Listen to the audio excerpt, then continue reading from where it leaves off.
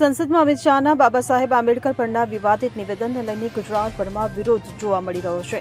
ત્યારે પાટણ શહેરના બગવાડા દરવાજા ડોક્ટર બાબા સાહેબ આંબેડકરની પ્રતિમા નજીક સ્વયં સૈનિક દળ દ્વારા ગત સાંજે ગૃહમંત્રી અમિત શાહ વિરુદ્ધ સૂત્રોચ્ચાર કરી હાથમાં વિવિધ બેનરો રાખીને વિરોધ પ્રદર્શન કરવામાં આવ્યું હતું.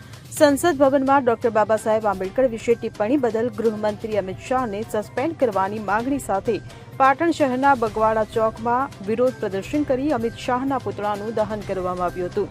સંસદ ગૃહમાં ડોક્ટર બાબા સાહેબ આંબેડકર વિશે બોલનારા ગૃહમંત્રી અમિત શાહને સસ્પેન્ડ કરવા સંદર્ભે પાટણ સ્વયં સૈનિક દળ કાર્યકરો દ્વારા ગત સાંજે બગવાડા ચોક ખાતે વિવિધ બેનર પોસ્ટર સાથે એકત્ર થયા હતા અને અમિત શાહનો વિરોધ દર્શાવી સૂત્રોચ્ચાર કરી કેન્દ્રીય મંત્રી અમિત શાહના પુતળાનું દહન કરી વિરોધ નોંધાવ્યો હતો અને આ બાબતે નિવાસી કલેક્ટરને આવેદનપત્ર પણ આપવામાં આવ્યું હતું.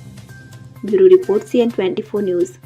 હવે જુઓ દેશ દુનિયાની તમામ ખબરો તમારી આંગળીના ટેરવે. ઉઠાવો મોબાઈલ અને Google Play Store પરથી ડાઉનલોડ કરો અમારી CN24 ન્યૂઝ મોબાઈલ એપ.